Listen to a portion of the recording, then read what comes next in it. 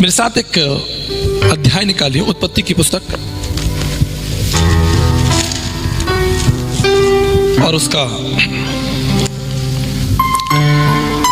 पहला अध्याय और 26 पद।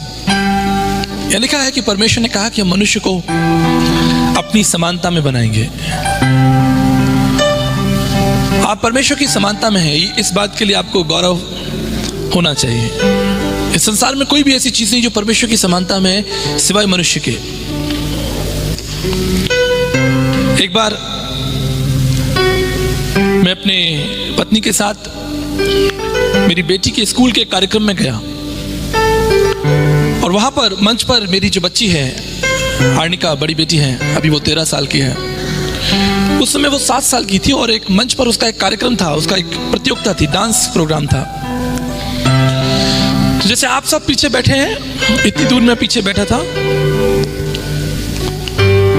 और स्टेज के ऊपर 5-6 बच्चे एक साथ नृत्य कर रहे थे, डांस कर रहे थे और उतनी दूरी से पहचानना मुश्किल हो रहा था कि इसमें आर्निका कौन सी, क्योंकि सबने एक जैसे कपड़े पहने हुए थे। और फिर मैंने फोटोग्राफ खींचा और उसमें मैंने देखा जूम करके, अच्छा ये आर्निका है, ये मेरी बेटी है। वहाँ और भी बच्चे थे, मैं उन्हें भी देखकर खुश हो सकता था, उनकी भी फोटो निकाल सकता था, उसमें कोई बुराई नहीं है। लेकिन मैं किसकी फोटो खींचना चाहता हूं? जो मेरी समानता में है। इसे कई बार हम ये भूल जाते हैं कि हम परमेश्वर की समानता में, हम उसके लिए कितने प्रिय हैं, कितने प्रिय हैं हम उसके लिए। और वो परमेश्वर निरंतर आपका मार्गदर्शन करना चाहता है। सब कुछ ठीक था। बाइबल कहती है कि परमेश्वर आदम और हव्वा से मिलने के लिए अदन की वाटिका में आते थे। अगर आप उत्पत्ति की पुस्तक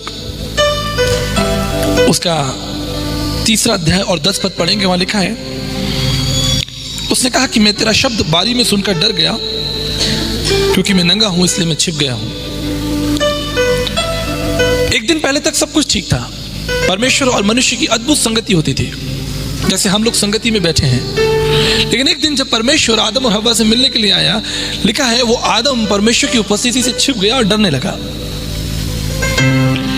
इसके पीछे कारण है, आदम और हव्वा ने पाप किया और वो परमेश्वर की उपस्थिति से छिपने लगे। न केवल इतना, लेकिन अगर आप 24 पद पढ़ेंगे तो वहां लिखा है, और इसलिए परमेश्वर ने आदम को निकाल दिया।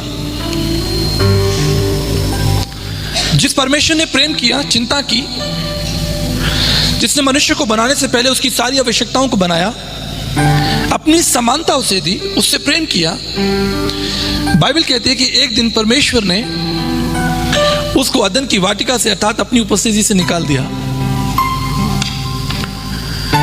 ठीक इसी तरह एक दिन मेरी छोटी बेटी, जिसका नाम आर्विका है, वो किसी बात पर झगड़ा कर रही थी। तो मैंने उससे कहा कि अगर तुम मेरी बात नहीं मानोगे तो मैं तुम्हें घर से निकाल दूंगा। और वो थोड़ा गुस्सा कर रही थी। मैंने उसका हाथ पकड़ा और रात 11 बजे अपने घर के बाहर उसे मेन गेट के बाहर खड़ा कर दिया। और मैंने कहा तुम नहीं आ सकती, मैंने तुम्हें घर से बाहर निकाल दिया। और मैंने दरवाजा बंद कर लिया। मैं अंदर आके सोफे पर बैठ गया। लेकिन आप समझ सकते हैं कि एक और मैं नाराज हूं, क्योंकि मैं पिता हूं और मैं अपने बच्चों को, अपने संतानों को सही मार्ग पर चलाना चाहता हूं। मैं चाहता हूं कि वो मेरी आज्ञा में रहें, मेरी सुरक्षा में रहें, मेरी बातों में उनके लिए जीवन है, शांति है, संपूर्णता है। लेकिन दूसरी तरफ एक क्रोध है,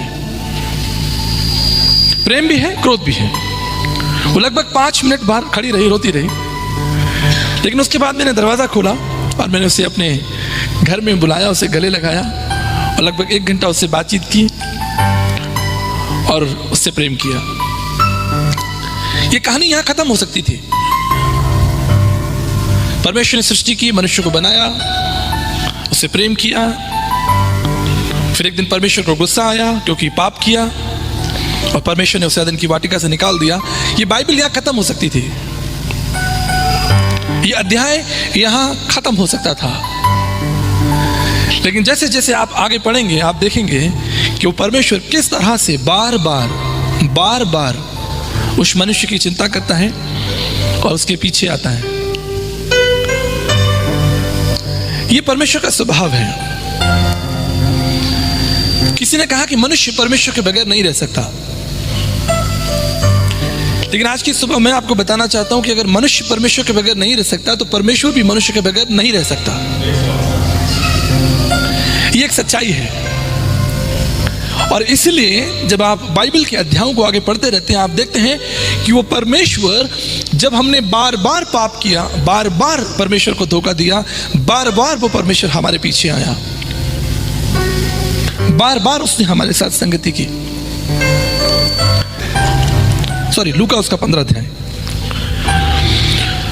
और उसके 13 पद में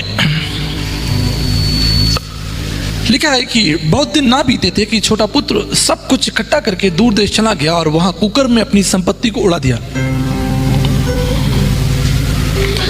आज भी प्रत्येक दिन मैं और आप बहुत सी बुराइयों को पापों को करके परमेश्वर के साथ उस रिश्ते में बाधा डालते हैं। लेकिन क्या वो परमेश्वर हमें छोड़ देता है? क्या वो परमेश्वर हमें भूल जाता है?